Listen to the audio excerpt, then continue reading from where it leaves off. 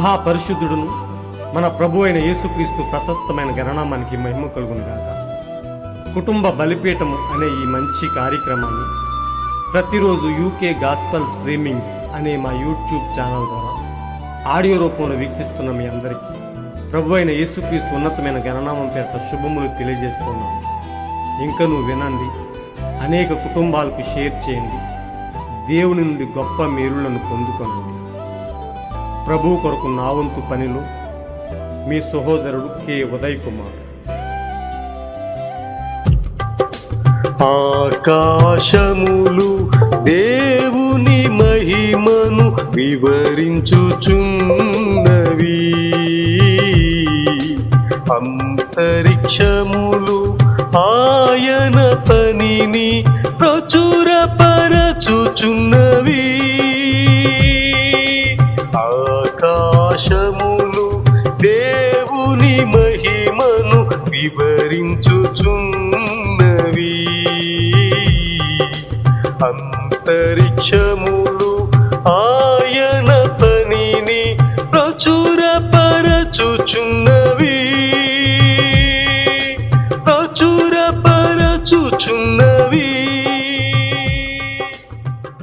ఒక కుటుంబ బలిపీఠం వాల్యూమ్ 1 నుండి 114వ రోజు, ఏప్రిల్ 24వ తేదీ. అంశము: దేవుడు 3 బైబిళ్లను కలిగి ఉన్నాడు. ఈ అంశము కొరకు పొందుపరిచిన వాక్య భాగాలను చదువుకుందాం. ఆకాశములు దేవుని మహిమను వివరించుచున్నవి. కీర్తన 19వ అధ్యాయము 1వ వచనం. దేవుని వాక్యము అను నామము ఆయనకు పెట్టబడి ఉన్నది. ప్రకటన 19వ అధ్యాయము 13వ వచనం. మనకు నిరీక్షణ కలుగుటకై మనకు బోధ కలుగు నిమిత్తము రాయబడి ఉన్నది. రోమ 15వ అధ్యాయము 4వ వచనం. ఈ అంశము కొరకు కొంత వర్తమాన భాగాన్ని మనం చదివి విందాం. ఇప్పుడు దేవునికి 3 బైబిళ్ళు ఉన్నాయని నేను నమ్ముతున్నాను.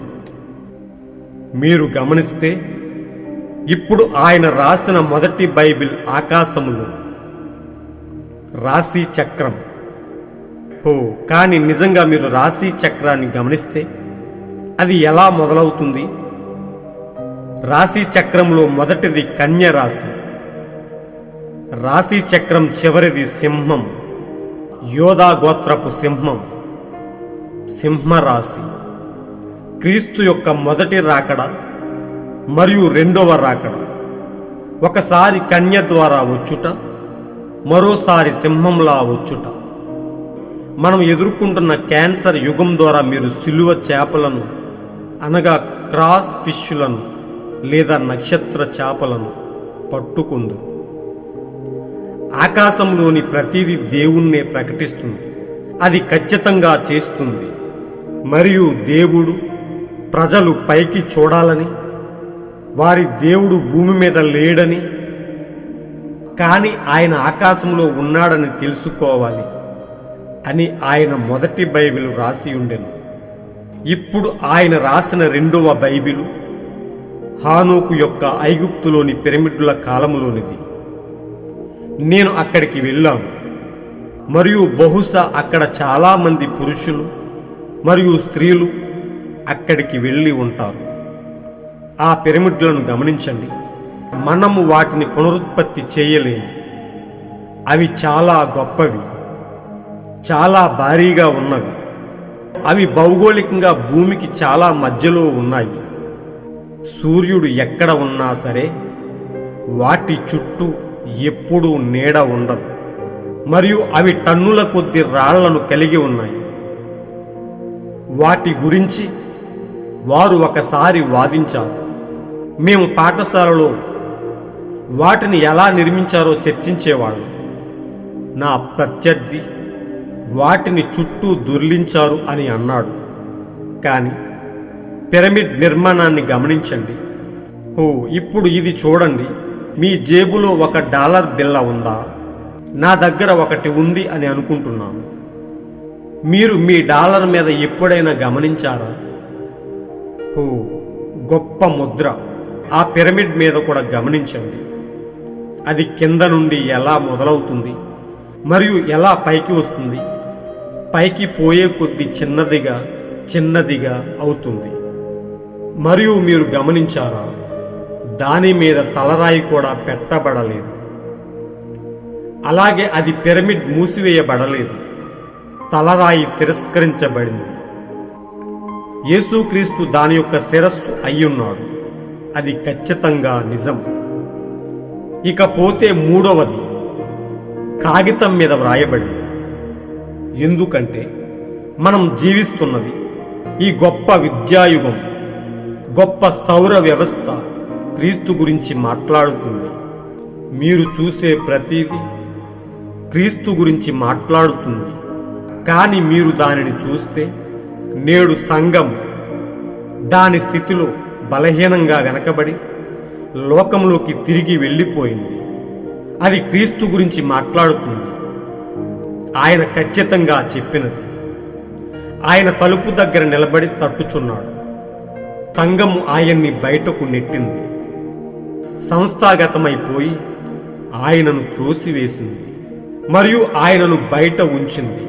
మన సిద్ధాంతాలు మరియు ఇంకా అనేకం ఆయనను బయటకు తీసుకువెళ్ళాయి. అయితే ఆయన ఇంకా తలుపు దగ్గరే నిలబడి తట్టుచున్నాడు. మరియు నేను ప్రేమించే ప్రతి ఒక్కరిని నేను శిక్షిస్తాను మరియు గద్దిస్తాను అని ఆయన అంటున్నాడు. వాటిని కోసి మరి అలాగే ఎక్కడైతే ఆ గొప్ప తలరాయి వచ్చునో సంఘములో ఉన్న ఒక పరిచర్య మరియు ఆ తలరాయి ఒక అయస్కాంతంలా సరిగ్గా కలిసిపోయే ఒక చోటికి వారిని చేర్చడానికి ప్రయత్నించుచున్నాడు. అవి సరిగ్గా ఒకదానితో ఒకటి అతకబడతాయి. ఓ దేవా, మాకు సహాయం చేయండి. అది అక్కడ ఉంటుంది. మీరు చింతించకండి, అది అక్కడ ఉంటుంది. అది అక్కడ ఉంటుందని ఆయన చెప్పి ఉన్నాడు. కాబట్టి ఆ తలరాయిని కలవడానికి మనల్ని మనం సిద్ధం చేసుకుందాం. మనం ప్రేమించుకుందాం మరియు మన జీవితాలను క్రీస్తులో ప్రదర్శిద్దాం. మరియు మనము నిజాయితీగా ఉందాం మరియు వాక్యముతో ఉందాం. హో, దేవుడు ఎదురు చూస్తున్నాడు. సంఘం అదే. అవునయ్యా, అబ్రహాం యొక్క నిబంధన స్థిరపరచబడింది అనే వర్తమాన భాగం నుంచి సేకరింపబడిన ఉన్నతమైన అంశం.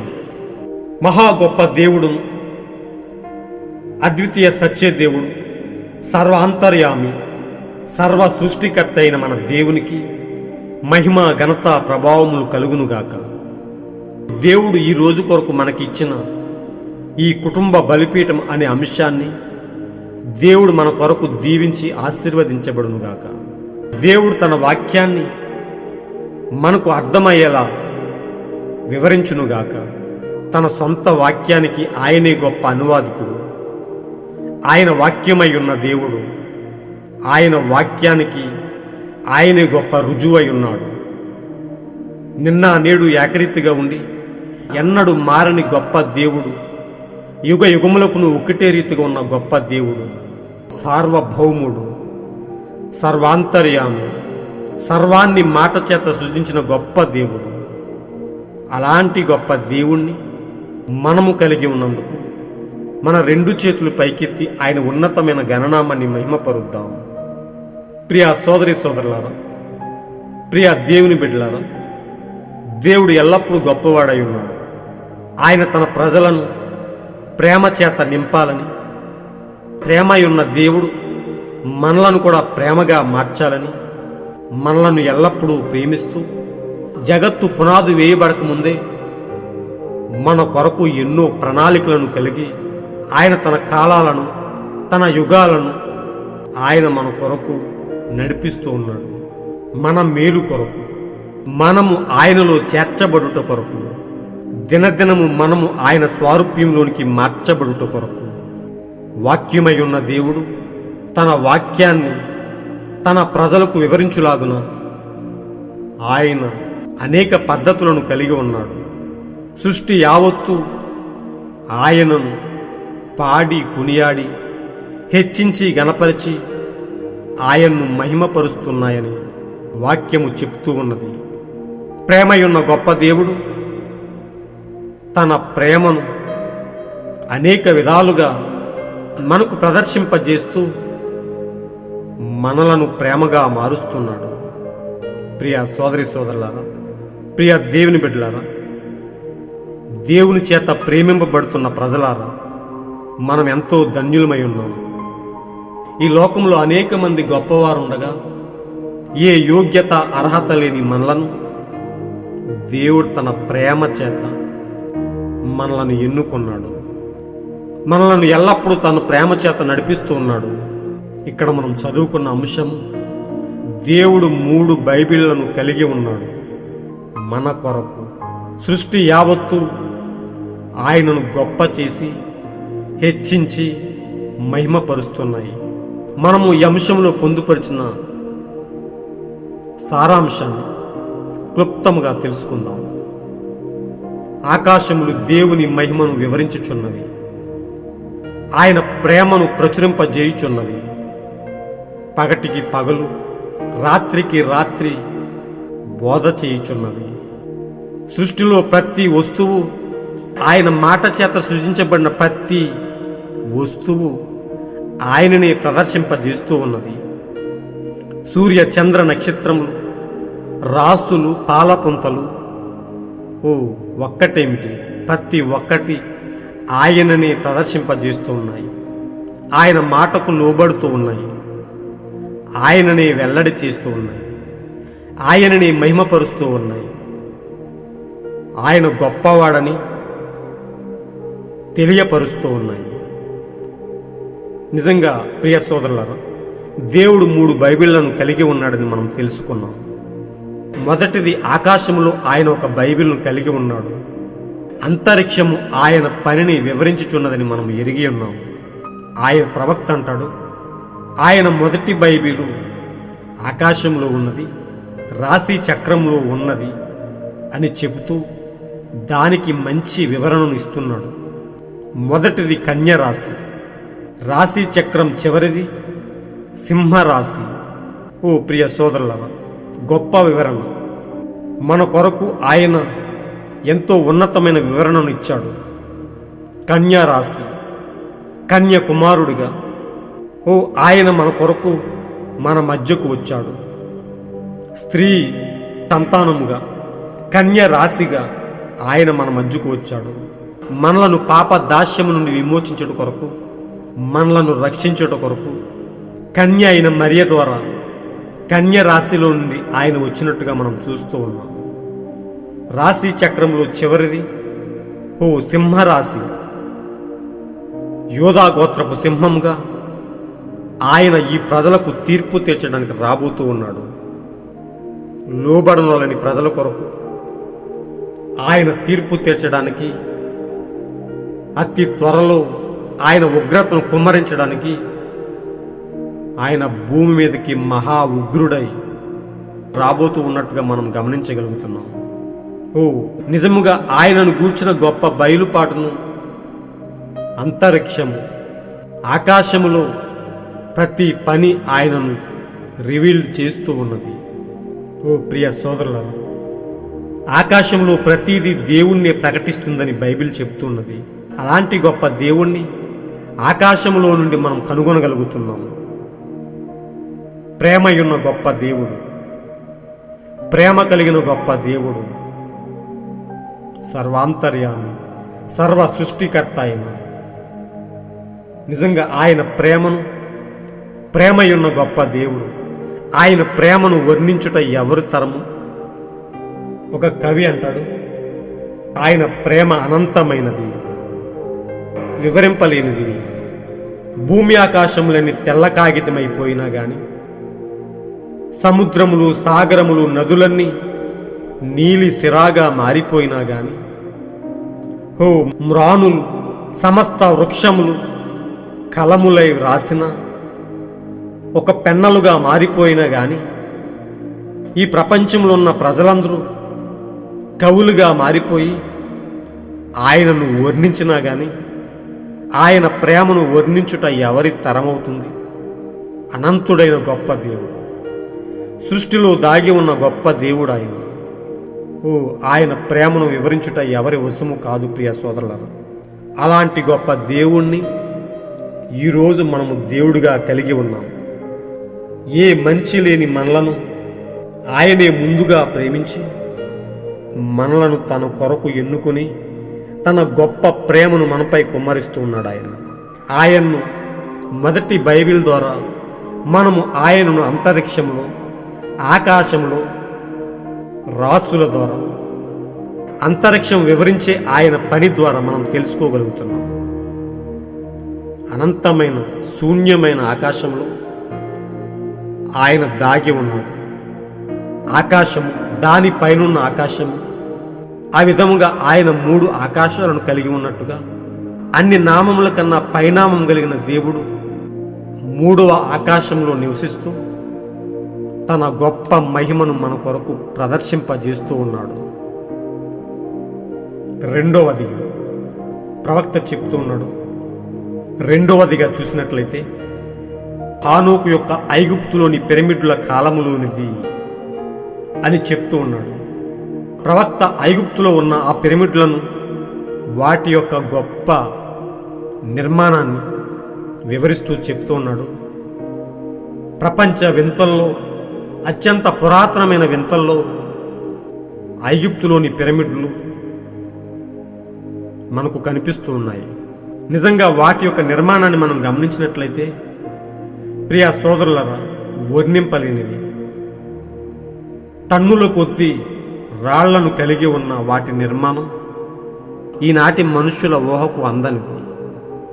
ఒక రాయి మీద ఒకటి అమర్చబడుతూ ఒకదానిపై ఒకటి సమాంతరముగా అమర్చబడేలాగున చెక్కబడి, కనీసం బ్లేడు కూడా దూర్చలేని విధముగా ఎంతో అందముగా అమర్చబడి, ఒకదానికి ఒకటి ఏ మాత్రము గ్యాప్ లేకుండా మంచిగా అమర్చబడుతూ పైకి వెళ్తూ చివరికి అనేక లక్షల రాళ్లతో మొదలైన ఆ పిరమిడ్ నిర్మాణం చివరికి ఒక్క రాయితో ముగుస్తుంది. నిజంగా ఈరోజు మన సంఘానికి శిరస్సు అయి ఉన్న క్రీస్తుకు ఎంతో గొప్ప సాదృశ్యంగా ఈ పిరమిడ్ కనిపిస్తున్నది. అనేక లక్షల రాళ్లమైన మనలను ప్రతి డాగు, ప్రతి మచ్చ, ప్రతి వంకర మనలో నుంచి చెక్కబడి మనము క్రీస్తులో అమర్చబడులాగున, ఒకరికి ఒకరు ప్రేమ చేత అమర్చబడులాగున మనము చెక్కబడుతూ ఒక గొప్ప నిర్మాణాన్ని మనం కలిగి ఉన్నాం. ఒక దినాన క్రీస్తు మన పైకి తలరాయిగా, ఆ క్యాప్ స్టోన్గా రాబోతూ ఉన్నాడు. ఆ పిరమిడ్లో అమర్చబడుతున్న ప్రతి రాయి ఈరోజు నీవు నేను అయి ఉన్నాము. మనము ప్రేమ చేత చెక్కబడుతూ మనలో ప్రేమను సంతరించుకుంటూ ప్రేమ ఉన్న దేవుణ్ణి పోలి మనం అమర్చబడుతూ ఉన్నాము. క్రీస్తు కొరకు అమర్చబడుతూ ఉన్నాము. ప్రేమ ఉన్న మన మీద ఒకరోజు ఆయన గొప్ప ప్రేమగా, పరిపూర్ణమైన ప్రేమగా ఆయన రాబోతున్నాడు. మనలను కమ్ముకోబోతున్నాడు. ఆ తలరాయిగా వచ్చి, మనకు శిరస్సుగా వచ్చి ఆయన మన పైన మనకు గొప్ప నిర్మాణాన్ని ఇవ్వబోతున్నాడు. ప్రియ సోదరులారా, ఈ విధముగా రెండవ బైబిల్ను పిరమిడ్తో పోలుస్తూ సంఘాన్ని మరియు క్రీస్తును గొప్ప పోలికగా చెప్పబడుతూ దానిలో పొందుపరిచిన గొప్ప వివరణను మనకు బయలుపరుస్తూ రెండవ బైబిల్ గురించి వివరించాడు. ఆ నిర్మాణంలో ఈరోజు నీవు నేను భాగం అవ్వాలంటే, ఆ నిర్మాణంలో ఈరోజు నీవు నేను అతకబడాలి అంటే మనము క్రీస్తులో చెక్కబడవలసిన వారమై ఉన్నాము. ఆయన వాక్యము చేత చెక్కబడి ఆయనలో అమర్చబడుతూ మనలో ఉన్న ప్రతి లోక కార్యాలు, లోక ఆశలు, మనలో ఉన్న సమస్తము చెక్కబడి ప్రేమగా మార్చబడి ఆ పిరమిడ్లు అమర్చడానికి మనం సిద్ధపడుతూ ఉన్నాం.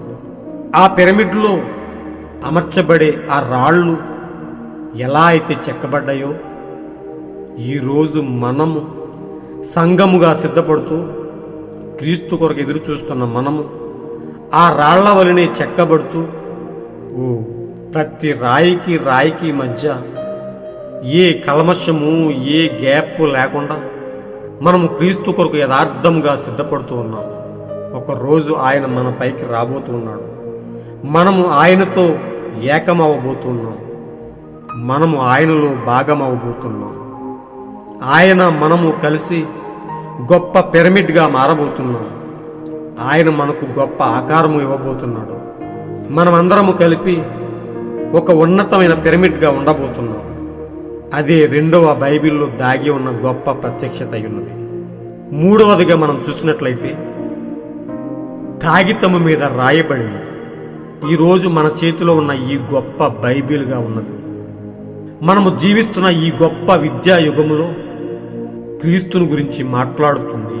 మనము జీవిస్తున్న ఈ గొప్ప విద్యా యుగములో ప్రియ సోదరులారా, గొప్ప సౌర వ్యవస్థ క్రీస్తుని గురించి మాట్లాడుతుంది. మీరు చూసే ప్రతిదీ క్రీస్తుని గురించి మాట్లాడుతుంది. ప్రతి ఒక్కటి ఆయన గొప్పతనాన్ని వివరిస్తుంది. కానీ నేడు సంఘం దాని స్థితిలో బలహీనంగా వెనకబడి లోకములోకి తిరిగి వెళ్ళిపోయింది. ప్రియ సోదరి సోదరులారా, ప్రియ దేవుని బిడ్డలారా, దేవుడు ఇంకను మన కొరకు ఎదురు చూస్తూ ఉన్నాడు. సంఘము ఆయనను బయటకు నెట్టివేసిందని సంస్థ యొక్క సిద్ధాంతాలతో ఏకమై సంఘము సంస్థాగతమైపోయి ఆయనను బయటకు త్రోసివేసింది. ఆయనను బయట ఉంచిందని ప్రవక్త అంటున్నాడు. మన సిద్ధాంతాలు ఇంకా అనేకం ఆయనను బయటకు తీసుకువెళ్ళాయి. అయితే ప్రేమగల దేవుడు, కరుణగల దేవుడు మనలను ఇంకనూ ప్రేమిస్తూ ఇంకా మన కొరకు ఆయన తలుపు దగ్గరే నిలబడి తట్టుచు, నేను ప్రేమించే ప్రతి ఒక్కరిని నేను శిక్షిస్తాను, గద్దిస్తాను అని అంటున్నాడు. ఓ గొప్ప దేవుడు ప్రియ సోదరులారా, ఆయన ప్రేమ ఎంత ఉన్నతమైనది, ఆయన ప్రేమ ఎంత గొప్పది.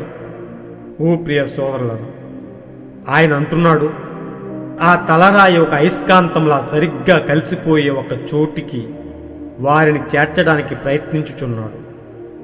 ఒక అయస్కాంతం ఎలా అయితే ఒకదానికి ఒకటి కనీసం ఖాళీ లేకుండా ఎంత సమాంతరంగా అతుక్కుపోతాయో, అలాగే మనము ఈరోజు ఆయనలో అతకబడాలని ఆయన కోరుకుంటూ ఉన్నాడు. మనము ఆయనలో ఏకమవ్వాలని ఆయన కోరుకుంటున్నాడు.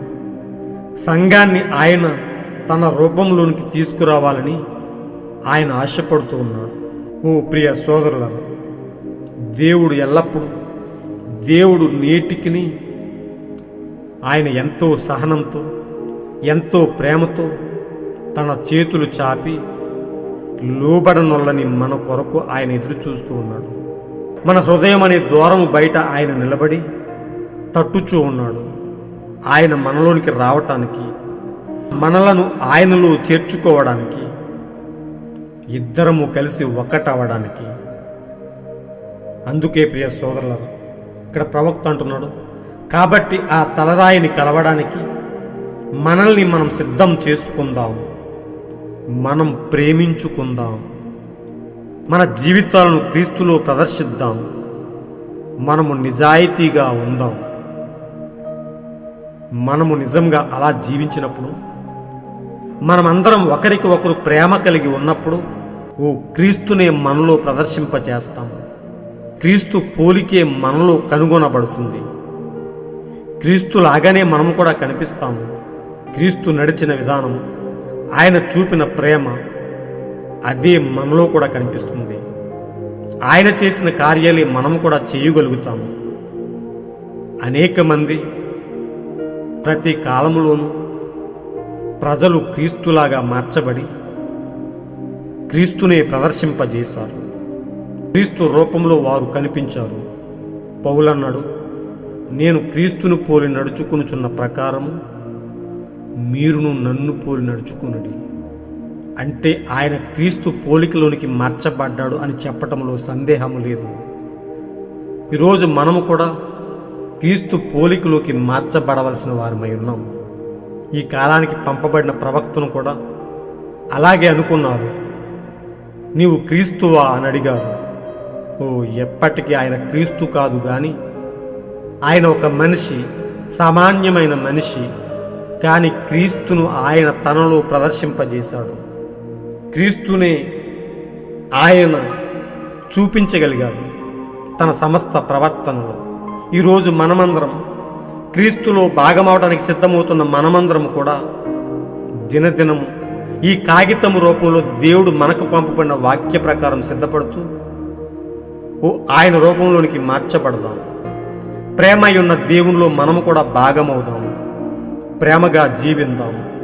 అలాంటి గొప్ప కృపను దేవుడు ఎల్లప్పుడూ మనతో ఉంచి ఎత్తబాటు వరకు స్థిరంగా ఉంచి ఆ తలరాయిని మనం కలుసుకునే వరకు మనం యథార్థంగా సిద్ధపడతాం. అలాంటి గొప్ప కృపను దేవుడు మనతో నిండుగా ఎల్లప్పుడూ ఉంచునుగాక. God bless you all. ఈరోజు మీరు చదవాల్సిన అనుదిన వాక్య పఠనము 2వ సమూయేలు 19-20 అధ్యాయము మరియు లూక 18వ అధ్యాయము. మీరు విన్న ఈ అంశాన్ని అనేక మందికి షేర్ చేయండి. దేవుని ఉన్నతమైన ప్రేమను ప్రదర్శింపజేయండి. దేవుడు మిమ్మల్ని బహుగా దీవించునుగాక. God bless you all.